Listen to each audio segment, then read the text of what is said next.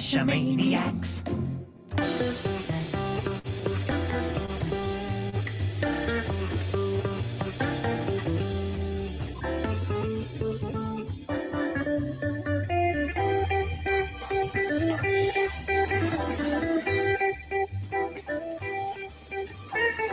GeoGearHeads. Guess who's not at the top of the script? Welcome to GeoGearHeads. This is episode 298, and we are talking about GPS tech, and this is the third time we've done it. So, Daryl, thank you for having and hosting this here podcast. GPS tech, I love the subject, and we've got a great guest. We do. Limax is returning to continue on the subject, so this is not going to be a rehash as much as a continuation. So thank you, Limax, for joining us again and doing just a ton of research on this subject. Oh, it's my pleasure. I enjoy talking about it. And meanwhile, Chris, I have to say, I think this is the most tired you've been on a show in at least a year. Yeah. Work is getting to me, but here I am. That's the job of work, isn't it? Is to get to you. Oh man. Well, it's doing its job. I'll tell you that much. Yeah, So, I am quite tired tonight, but you know what? That doesn't matter because we're here for you.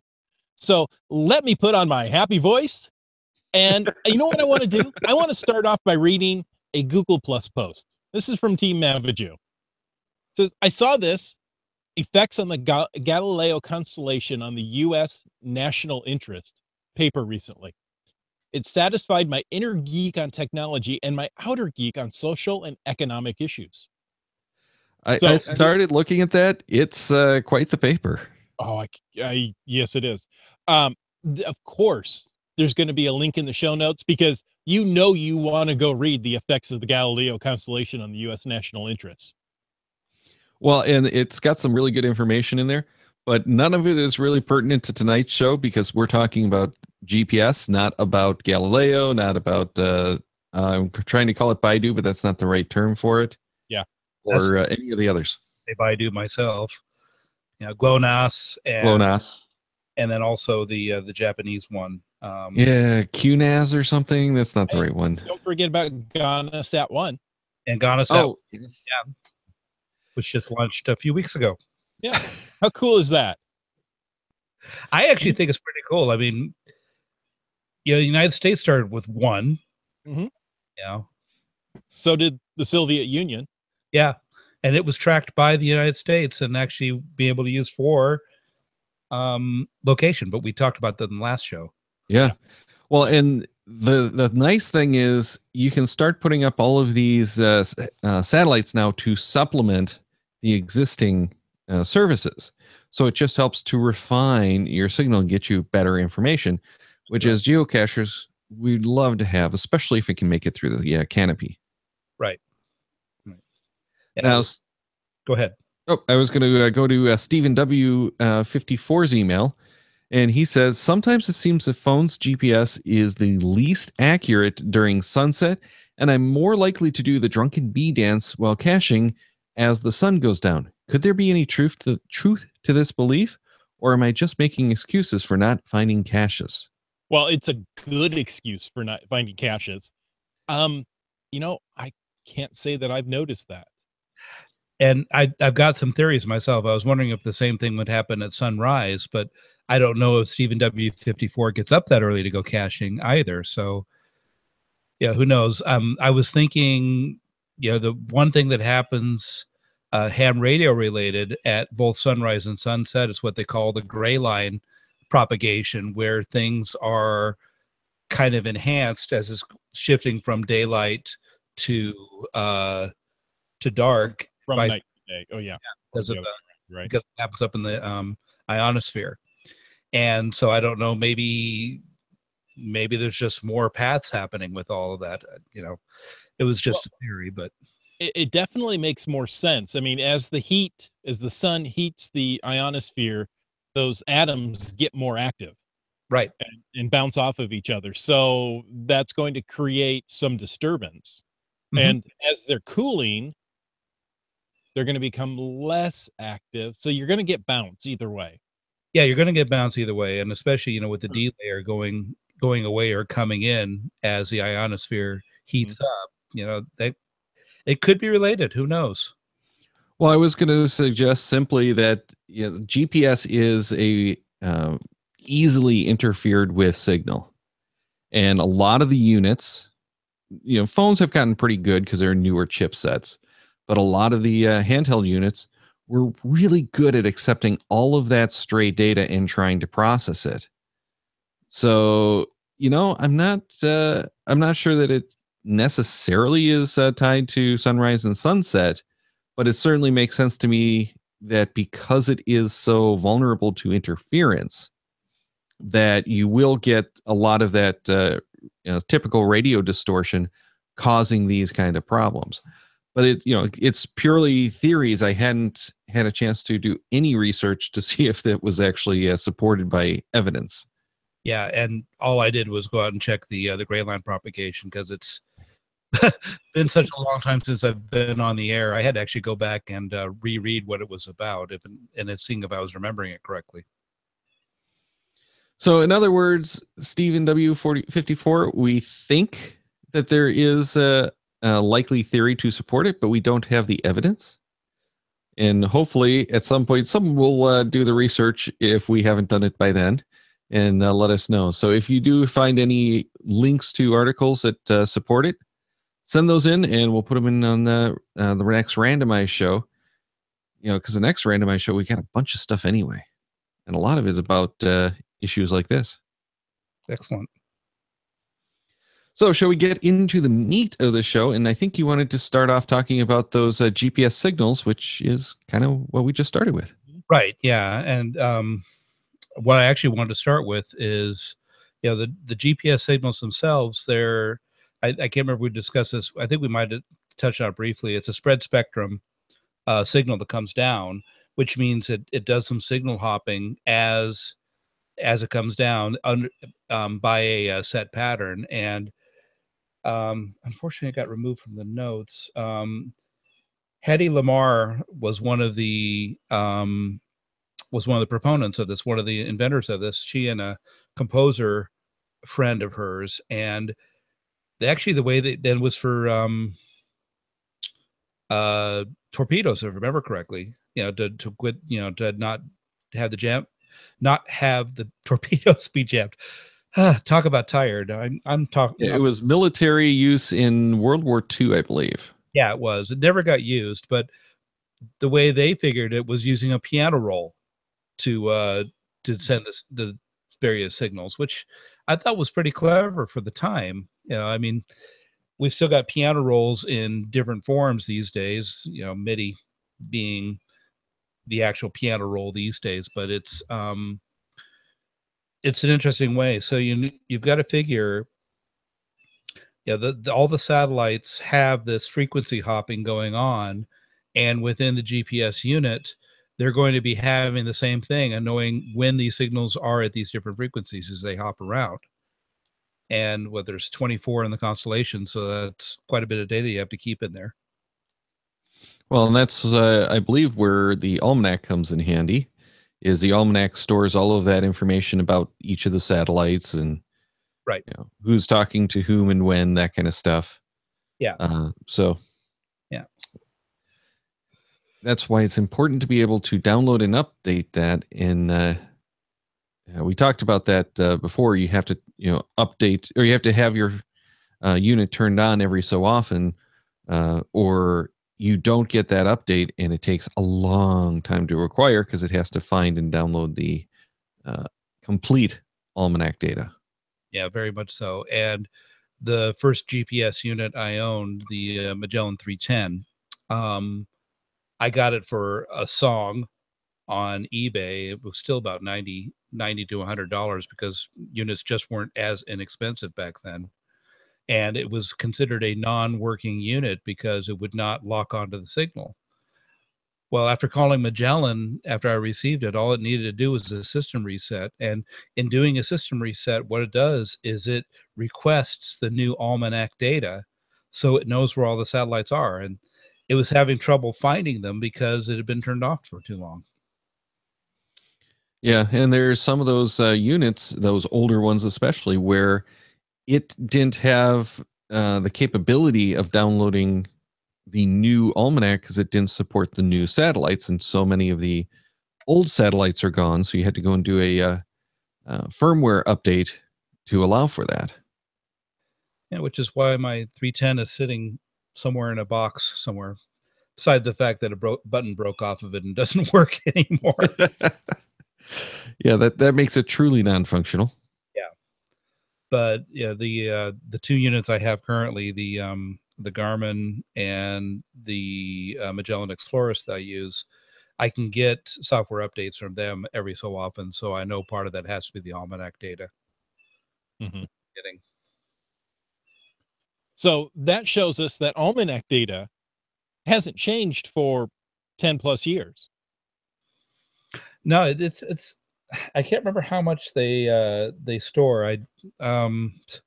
Unfortunately, my timing with all of my books, they had to go back to the library before the show, so I've got no extra reference material with me this time. That's okay. Yeah. But yeah, I mean, when's the last time we've had a device that, 10 years is 10 years old and still works, as well as it did when it first came out 10 years later, works that well 10 years later, because the signal it's receiving has not changed. And that's, yeah, very much so. Well, you can't even say that about cell phones. terrestrial radio anymore. That's true. No. A lot of countries have shut down the AM and FM signal, and it's only the HD signals, the digital signals. Yeah. Mm-hmm. Did we mention this is only a 50 BPS data stream? We hadn't gotten that yet. Okay. Yeah. It's 50 BPS data stream. And depending on which signal it is, I mean, it's a little bit of data or it's a lot of data, but this is, you get 15 bits per second with this. And, depending on if it's I think it's the L1 or it's the CA or the P, which is also called Y when it's encrypted. The size of the message is different, and the stuff for the CA comes a lot faster. Course acquisition, it needs to be. Mm-hmm. It needs to get its data out and get going on with it. But yeah, it's a 50 bit per second data stream that comes down.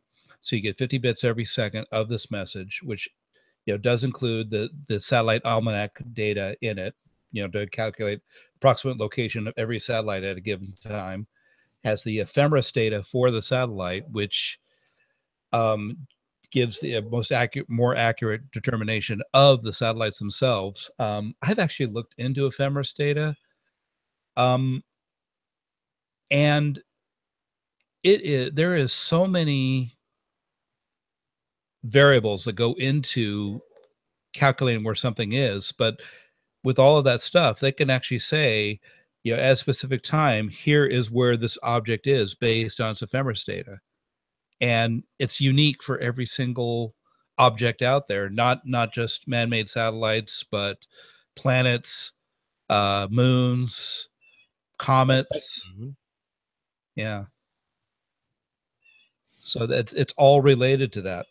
Wow. Well, and the time is the big thing in those signals, so that it knows when it was and can measure the delays and that kind of thing. Right. I just turn it on and it works. Yeah, I wish I could say that. But I mean, yeah, the amount of data coming through that little bitty stream, and that's incredibly low bandwidth. Yeah. And like, it hasn't changed in, well, for us, it's been 15 years, but since GPS was launched, are we approaching 25 years of GPS? Well, the first satellites were launched in the late 70s, but I think of the current constellation,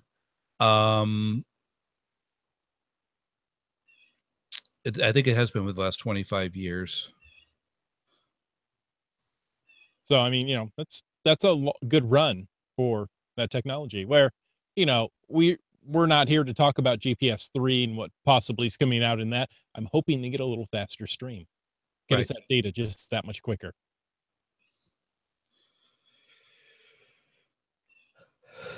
Yep. And So, oh, go ahead. I was gonna say, what else is in that stream that it's sending? that's exactly where I was going, Chris. Gosh, you were reading my mind. Or notes, but yeah, same thing. Mind. Yeah, let's go with mind. Let's go with mind. Yeah, it sounds so much better for radio.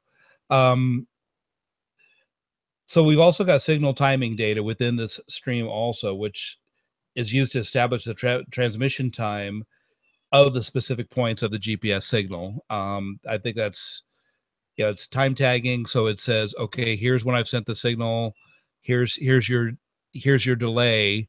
You know, it uses the clock in the GPS receiver then to calculate, okay, how long did it take that signal to reach me? Mm-hmm. And not only on top of that, you're going to have ionospheric delay data in that as well, because you don't get anything for free.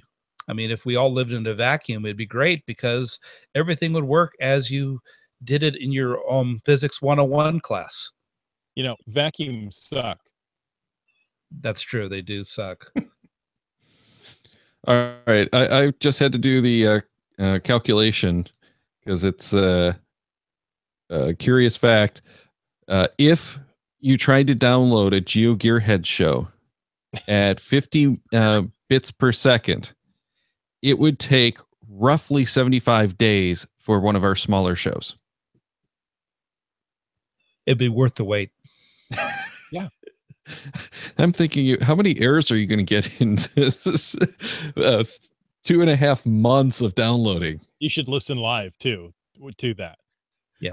It's going to be so exciting. If you get into the video, it's going to be that much worse. You're probably talking about over a year to download one episode.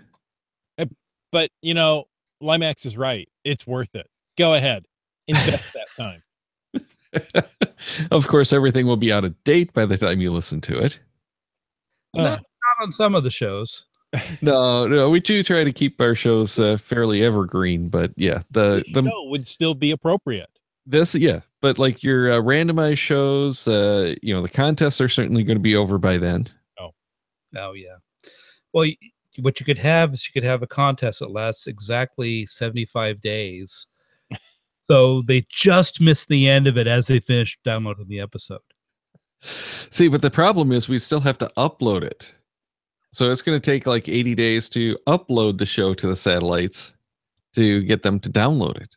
Oh, true. Yeah, because you've got to go in both directions. Yeah. Right. So round trip, we're talking about half a year. Okay. Well, that would actually be really good for the schedule then, because you won't have to keep on planning them every week. If it's 6 months, guys. Yeah, once a year. Yeah. Yeah, semi-annual. There you go. 4th of July and Christmas. All right. So if anyone has any objections to the semi-annual show, let us know. Otherwise, we'll talk about switching to that for 7th year. My, oh my, oh my. Anyway. You can plan your topics 6 months in advance, though. Yeah. Just think of the amount of research you can do in those 6 months, though, Chris. By the time you're listening to this, here's what you've missed. And here's what's coming up. We don't know because they don't plan events as far in advance. Oh, hey, that's not what we're here to talk about. Let's get back to this incredibly slow, but yet data-filled signal. Well, and, consider, of course, you're getting 50 bits per second. The messages that they have in these are, each little section is going to be like 2 or 3 bits long, because they're going to have a lookup table at the other end, and the receiver is saying, okay, I just received these bits. What does this mean? It's incredible to me the amount of data you can get in such a small package. And I've been been actually doing some of that translating lately myself for some stuff I've been doing, and it still blows my mind with it. But the entire message, I mean, we're talking about 50 bit per second signal. The signal, the amount of data that gets sent up, it's 25 frames long, which contains about 1,500 bits each. And then within those frames, you've got a subframe that is 10 words of 30 bits each. So, okay, yeah, and each subframe takes about six seconds to transmit, and one frame takes 30 seconds. In the grand scheme of things, okay, that's a little bit longer, but you get a heck of a lot of data in one frame. So, of course, if you're taking, the entire message does take 750 seconds, which is about 12 and a half minutes. So you can get a full message. What does that work out to? Like 4 times? No, not 4 times. 5 times an hour. Yeah, that sounds about right. Just about, yeah. Yeah. 4.5 times an hour. Yeah, 4.5 times. Okay. Somewhere in that area. And the data with the GPS satellites won't change all that much. I mean, yeah, it's orbiting the Earth, so its position keeps changing, but you're constantly receiving these messages from these different satellites as you're doing this, which still gives you the accuracy that you need for your GPSR to actually say, oh yes, here's where I am. Well, and what I was thinking when I started seeing these timing issues is this is why the developers of the GPS chipsets had to turn to the assisted GPS so they could get something to help you figure out your initial position faster, because you just couldn't do it with a GPS signal. It's too long for the message to get enough of that message to make those calculations if you don't already have a good idea of where you are. Right. And they are ground stations. I mean, of course, in addition to that, you've got the oh god, what did they call the WAS? Yeah, the WAS, which is wide area augmented system, I believe. Yeah, they're geostationary satellites. So they're in the same spot. You know where they are all the time because they hover around the one spot all the time. So that the WAS does help as well to increase your accuracy when it comes to this. Yeah. Well, and one of the problems that I had with WAS here in Michigan was sometimes it seems like when I had that on those old receivers before we had GLONASS, before we had the AGPS, was it would actually make my location less accurate. Because for some reason when it was doing it, I'm assuming the satellites were, far enough away that we were getting too much interference, and it would throw off the calculations just enough that I was, anywhere from, I would say about 5 to 10 meters further off than what I was if I just turned off the WAS. Right. Yeah. Which is not the way it's supposed to work. No, it's supposed to work the other way, but with the AGPS with the ground stations, it does increase your accuracy. Oh, when I got that the 60 CSX, it was like, wow. It's stable, it's quick, it gets me, it's like it even works in the basement. Not that I got a good signal, but at least it didn't, beep at me and tell me I lost signal. Like, yeah. Right. Well, I was using that 12 up until the time I took a break from geocaching, and I bought an Explorist when I came back, and my God, the difference was night and day. With the 12, of course, it was basically just a navigation aid that tells you where you are, and had a breadcrumb. But even the accuracy between the 12 and my Explorist GC was a lot. It was like night and day. Mm-hmm. Well, a lot of that was just because of the better processors. You know, the faster the processor in the unit, the quicker it can calculate and the less errors. One thing that I don't know that we talked about that I thought was interesting in the signal was that satellite health message. Yes. And you have the notes in here that the receiver, your actual unit, can opt to ignore information from that satellite if it's not operating in the fashion that it thinks it should. Right, and that's that's part of what keeps the system going. I mean, satellites are not infallible. We know that. It takes a lot to even keep them in the air all the time, and things go wrong at the drop of a hat. And it might have just been working an hour ago, and then suddenly it gets a bad message, and that's it. So having that satellite health message does help your accuracy, because if it says, okay, yeah, the satellite is now thinks it's over China when it's actually over the eastern United States, got a bit of a problem. Mm-hmm.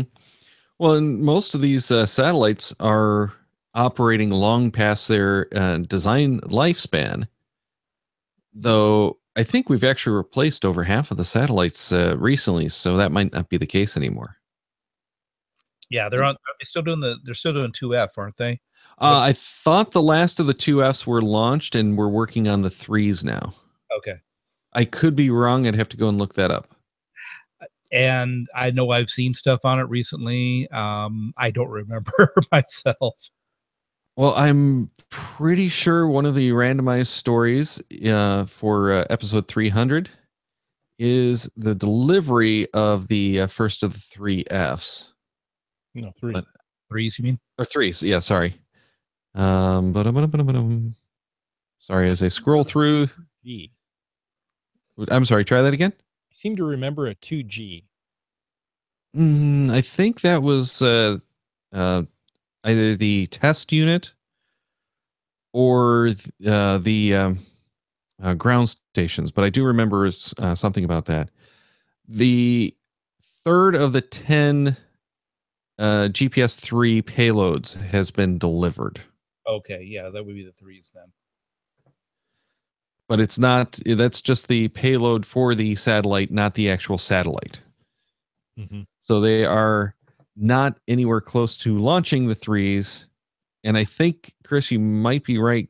Thinking back, I think the 2Fs are done, but they do have a couple of 2Gs or something. Yeah, I think that's it. Yeah, 2Gs, 2H, something in there. Yeah, and the big thing was they changed the firmware and the processor on it so they can actually update the firmware on the new satellites live.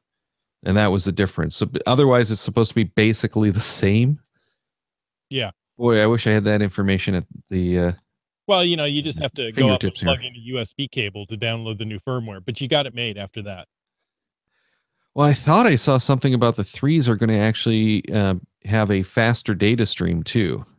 Mm-hmm. So it sounds like it's going to transmit 2 signals from the 3s for consumers. One is like a 150 bit or something like that, and then the other is a standard 50 bit. Right. Yeah. I think is that the L5 signal, I think? I think you're right. Yeah. But that's supposed to improve everything. Right. Because the speed of the signal does affect the accuracy, which if we're walking along the trail, we're probably not going to see the difference. Right. If you're flying an airplane, you will probably see the difference. Probably so. Especially if it's like a jet. And of course, a lot of the units, they do a lot of extrapolation, figuring out you're still going in this direction and at this speed, you're not, your position is going to be along this route. So even though whether it be 50 BPS or 150 BPS, you're going to see, I don't think you're going to see much change. Well, and one of the big things that smartphones have done for navigation is they have their own systems for measuring speed and everything. So they can figure out, hey, I'm driving, in this direction at this speed, even though I've lost my GPS data. Mm-hmm. I know that I'm going to be roughly here at this point, and they'll continue to update their location through like tunnels as best they can based on the information that they last had. So, it might not be perfect, but it's certainly better than having no information if you're trying to drive through tunnels under buildings or rivers. It extrapolates what it can do from the data that it has until it can get an update. I happen to find the data on the Block 3A satellites. So the L2C is the civilian signal, is transmitted at 511,500 bits per second. However, they're multiplexed to form a 1,023,000 bit per second signal, or a megabyte. Okay. Wow. Okay. So that's a lot faster than what I was thinking they had done. Faster, yeah. Megabyte or megabit? Megabit. Sorry, you're right. Megabit. So I was looking at it. I saw the civilian moderate length code is 10,000 bytes, repeating every 20 milliseconds. I'm like, wait, that's fast. Yeah, that's a lot. That's a lot faster than what we have currently. Of course. Yeah. You got to. Okay, the technology that we're using currently was designed 20 to 30 years ago, and there's always this catch up going on with it. So when the design happened, they were designing it to the types of processors that they had at the time, which means they couldn't put a lot of data in it. And so I'm wondering, okay, they're transmitting more data more frequently. Are they going to be adding more stuff to the state of health or to the position? I mean, what are they gaining by doing that? It's just talking that much faster. It's got to give you better accuracy, as you're moving, allowing you to increase speeds and such. So maybe we'll get within the 30 feet or whatever it is, and maybe get down to 3 feet, or maybe even a millimeter or something like that. Well, yeah. I also and seem to remember something that it was better at building penetration, not just because of the slight change in the frequency, but because of the way it's transmitted. It was supposed to work better, which I didn't fully get how that could work. I understand how different frequencies penetrate better, and amplitude definitely, but the speed didn't make a whole lot of sense to me. Yeah, I'm being a technology person, I'm wondering what they're gaining by it. Oh, you know what? I wonder if it's not that the speed is better at penetration, but it's easier to filter out the interference from the that could be. Yeah. That the signal's going to be significantly stronger. Times. Yeah, you got better error correction. Yeah, because you have that much more data to work with, it can error correct for the speed differential kind of thing. Right. Yeah. What they call it, a voting system or something like that. So. Yeah. So again, pure speculation, but this is not what we would plan to get into tonight. Well, we saw the rabbit and we had to chase it. Yes. It's that kind of night, folks. I apologize. So did we talk about the complete message? I'm so lost now. We did talk a bit about it. Yeah, what was in it? Between the satellite health and the ionosphere. Yes, that's the word. Delay data. Oh man. Big words. The ironic sphere. Ironic sphere. That works better. Yeah. It's ironic that anything gets through it to begin with, but that's not the point. But okay, what we didn't talk about in relation to this. Okay, I did talk about how long it took to do one complete message.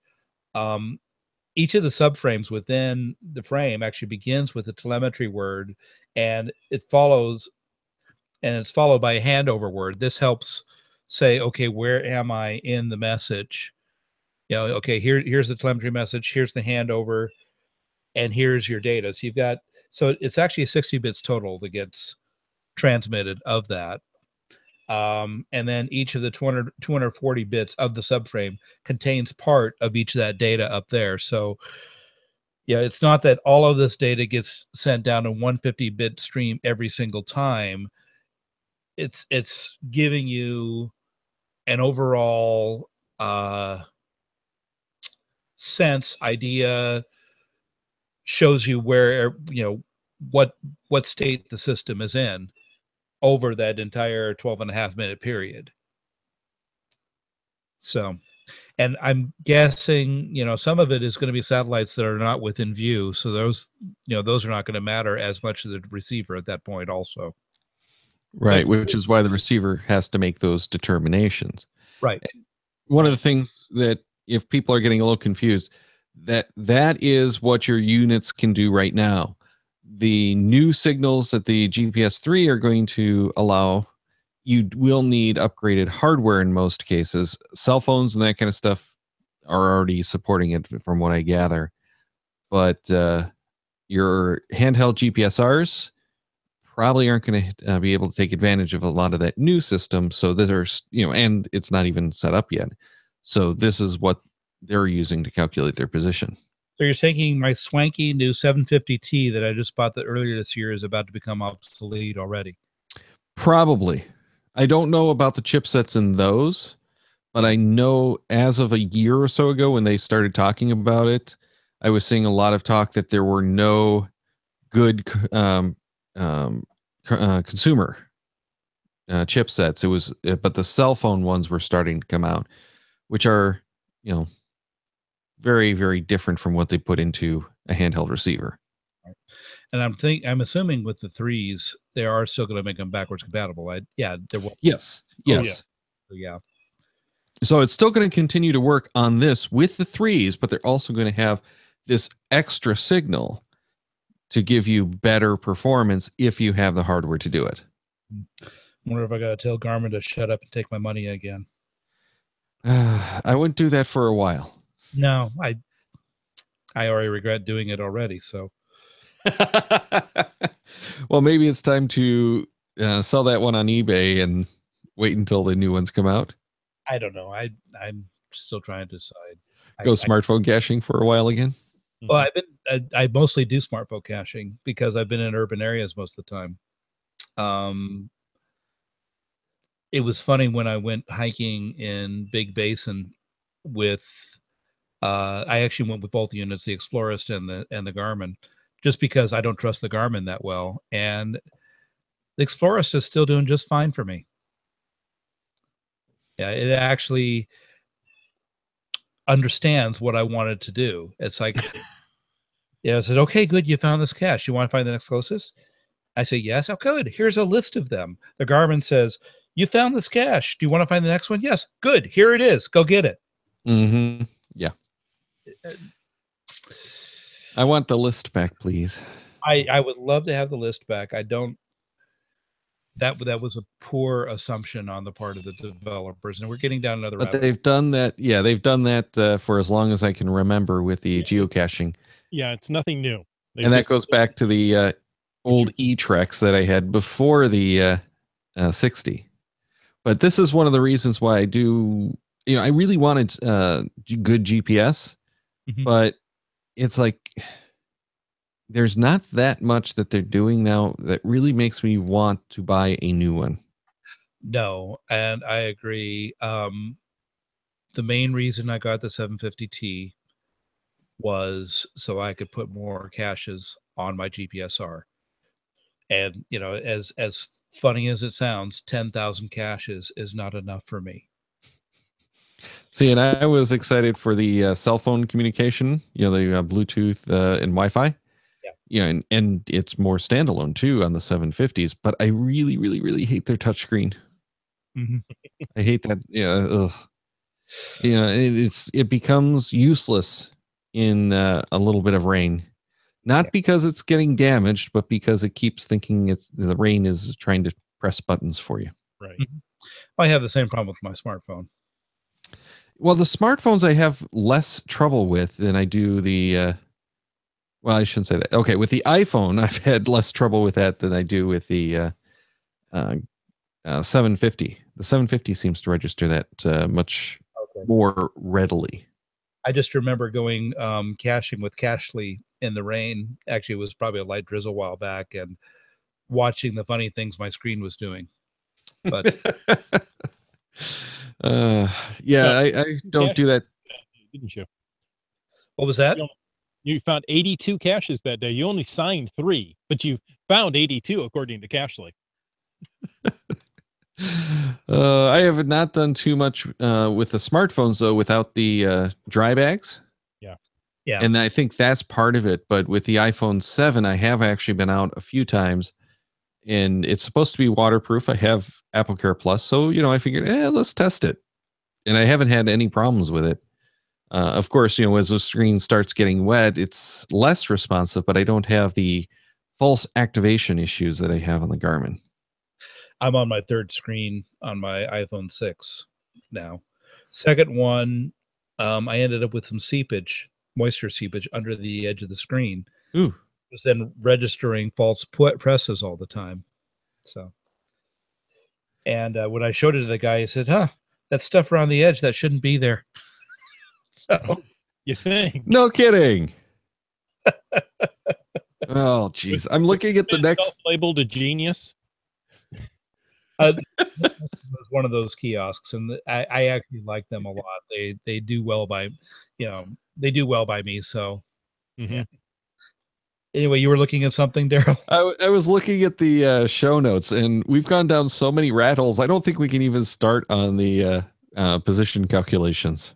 Oh, gosh. Because that's going to take so much work to get into the position calculations. It is. And, of course, what's the part I like talking about most?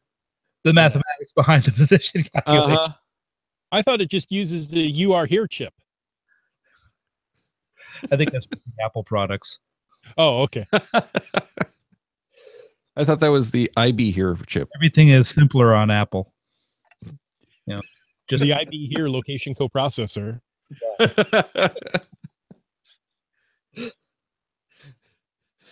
Oh, sorry, guys. Okay. Oh, I actually had no idea you were getting into this, did you?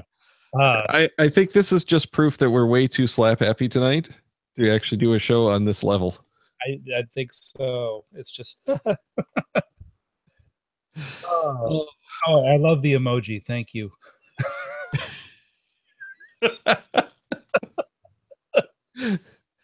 All right.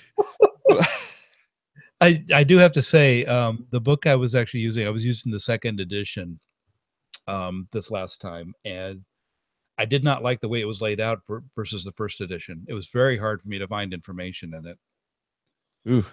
Yeah, they kind of put more information and kind of rearranged it some, that it was just not as easy to find what I needed. So, well, that's unfortunate. Yeah, this is it'd be better, but I can't get a hold of a third edition, unless I spend $150. Okay, so this is the Global Positioning Systems Inertial Navigation and Integration by Mohinder S. Grewal. Yes, that's the one. Yeah, and like I said, I liked the first edition of that much better. Yeah, and let's see, did I put the other? Yeah, the Introduction to GPS by Ahmed El Rabani. I actually was reading the first edition of that, and that was very, very well laid out on a higher level. I was really enjoying that one. I was so sad when I ran out of time to finish reading it. So you've got some great names here. You Are Here, From Compass to GPS, the history and future of how we find ourselves. Right. Oh, that is a good audiobook too. Yeah, I read the audiobook for both Pinpoint and You Are Here. I listened to the audiobooks for both of those. I Actually, didn't know Pinpoint had one. I'll have to go and look that up.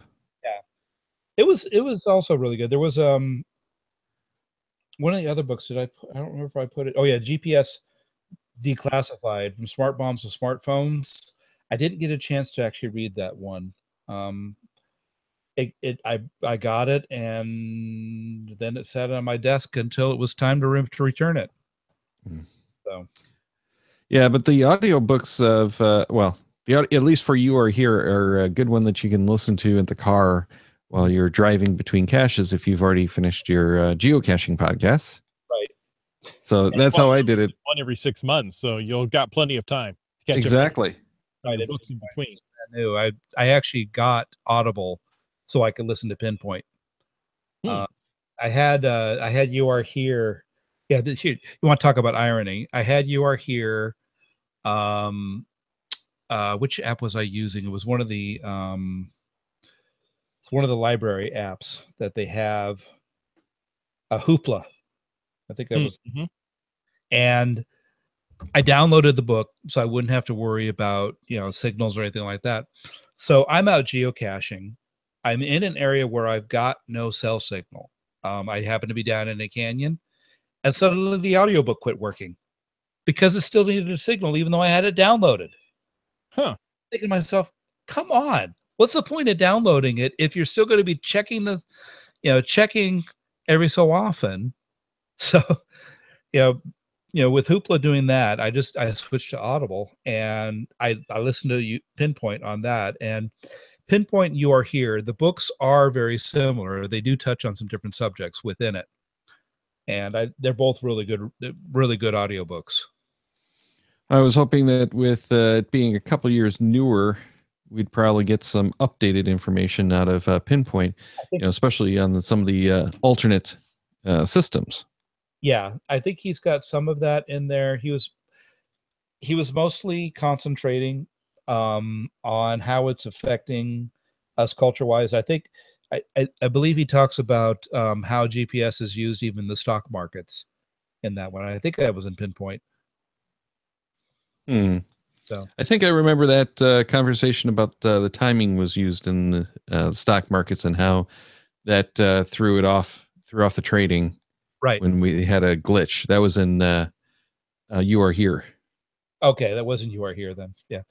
Like I said, I listened to one right after the other. All kinds of clips together.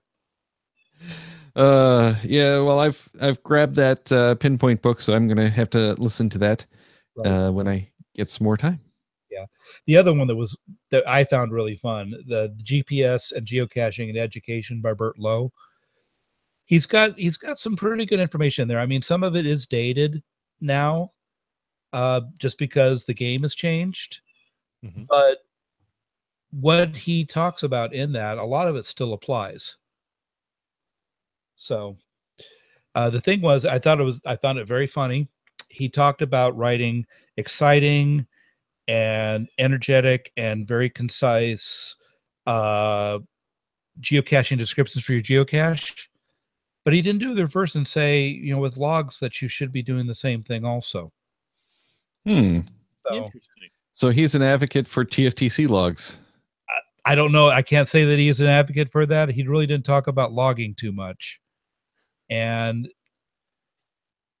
unfortunately, if you're going to write a book about geocaching these days, you should include that also. That's I'm in the camp of trying to do good logs, and not all my logs are great, but I don't think I've ever written TFTC in a log.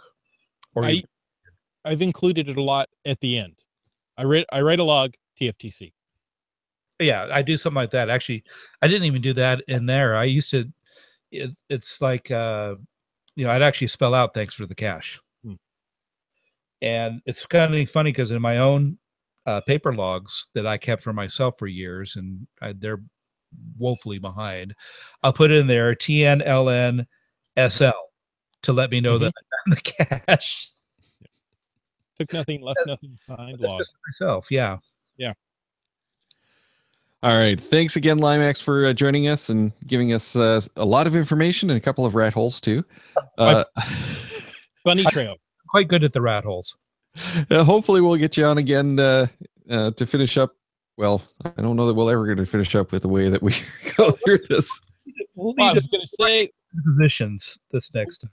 we've got so much information we didn't get to in this one. We can do another show without him having to do any more research. Exactly. Well, that was pretty much the case last time, but of course, Limax loves doing the research, so he got even more information for us. Yeah. True. And I'll be doing the same thing. I mean, I can't stop with where we got here. I mean, the notes are going to get too short, so I'm going to have to lengthen them again. You love the research. Indeed he does. All right. This is going to be the last reminder for everyone to get your feedback in for show 300, because we have to have that in September 26th. So if you want your chance to win one of those Magic the Gathering trackables, this is it. You have to email your geocaching screen name with the subject show 300 feedback by September 26th to GeoGearHeads@CacheManiacs.com. If we use that feedback on the show, then you'll be entered in the drawing to get one of 5 Magic the Gathering trackables. So make sure to get that in by September 26th to GeoGearHeads@CacheManiacs.com with the subject show 300 feedback. And, we've only got one more show between that and episode 300. Chris, you want to run down the list of what's coming up? I would love nothing better. Next week, we're doing show 299. It's one show away from 300. I did that math in my head. And we're talking about going smartphone from GPSR with Jennifer of Team AJK. So send in your questions or tips, we want both, about making the move from caching mostly with the GPSR to mostly caching with the smartphone. September 28th, that's show 300. That's our randomized LXI. I like saying the letters. I know it's wrong. I'm not going to change. Just deal with it. Now, this episode is made mostly of your feedback. So send in those tips, questions, comments, interesting quotes. We don't care. Send it on in to GeoGearHeads@CacheManiacs.com by September 26th. Now, October 5th, we can't tell you what's happening. It's a secret. Now, October 5th, the Caching in the Northwest crew is going to take over. It's a military takeover. It's a coup d'etat of GeoGearHeads. You're just going to have to wait and see on that one. October 12th, we're talking about Trapes. Patient Rock returns with one of the developers of this app, and they'll talk about the app and the difficulties of creating a new location-based app. Check the Cachemaniacs website at cachemaniacs.com for more on the GeoGearHeads, including show notes for this and all of our episodes. We love hearing from our listeners, so leave us feedback by emailing GeoGearHeads@cachemaniacs.com or through social media. Your support helps keep the shows coming. Please consider becoming a patron through the link on our website to support the Cachemaniacs shows. GeoGearHeads is produced by Chris Huffenauer and Daryl Waddenberg. This show is copyright 2017 by Daryl Waddenberg. All rights reserved.